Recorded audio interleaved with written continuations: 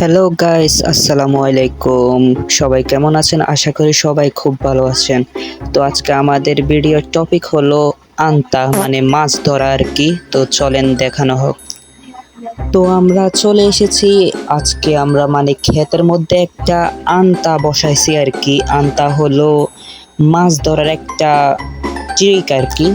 এই খালের মধ্যে আমরা এখন এই বাঁশের উপর দিয়ে খাল পার করব আর কি। তো অনেক রিক্সের পর আমরা প্রায় খালটা ফের করে ফেলেছি। এখন আমরা রওনা দিচ্ছি ক্ষেতের উদ্দেশ্যে। দেখা যাক আজকে ভাগ্যের মধ্যে কতটুক মাছ আছে। একটা সদাই ব্যাগ নিছি আর কি। তো চলেন আপনাদেরকে সবকিছু দেখাই। আপনারা তো জানেনই নোয়াখালীর মধ্যে বন্যা হয়েছে। তো বন্যার পানি ছিল কোমর সমান, এখন মোটামুটি পানি কমছে, এখন টাকনুর নিচে আছে পানি। এখন মাছও অনেক বেশি আছে।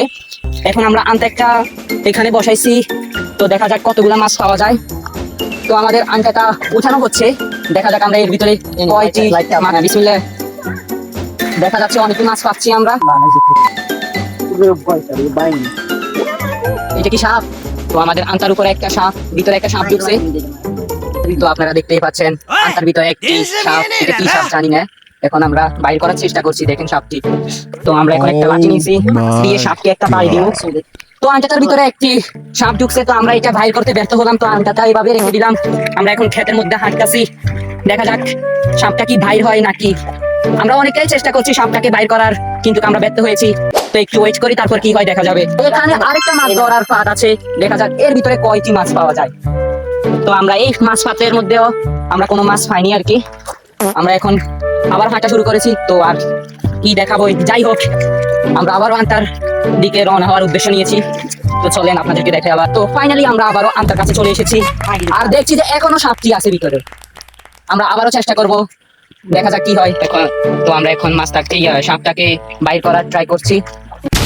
দেখা যাক কি হয়। সাপটার নাম কি আমরা সেটাও জানি না আর কি। হ্যাঁ, সাপটি বাইর হয়েছে। তো সাপটাকে বাইর করার মধ্যে আমরা সফল হয়েছি। দেখছি সাপটা আমাদের গায়ের দিকে আসতেছে। এই কারণে আমরা এখন মানে এটাকে নোয়াখালীর ভাষাতে আইল বলে আর কি। আমরা আইলের উপরে উঠে গেছি। এখন আমরা সাপটাকে খুঁজতেছি, কিন্তু আমরা দেখতে পাচ্ছি না।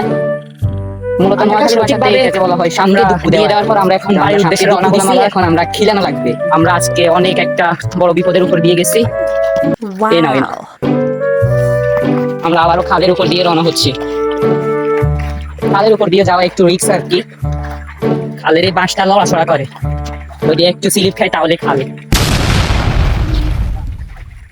এখন আমরা খালে পার হই, তারপর আবার ভিডিও শুট করব। খালটি আমরা পার করে দিলাম। এখন আমরা এখান থেকে যাব, মুখ হাত ধুয়ে তারপর আমরা একজন মুরব্বীর কাছে যাব আর কি। তার কাছে আমরা খিলাতে যাব। মূলত সাপকে আমরা ব্যথা দিয়েছি, তো সাপ আমাদেরকে আক্রমণ করতে পারে। এই কারণে আমরা খিলানো দরকার হবে আমাদের। এই কারণে আমরা এখন বাড়ির উদ্দেশ্যে যাচ্ছি। তো চলুন যাই। পানি অনেকই কমছে।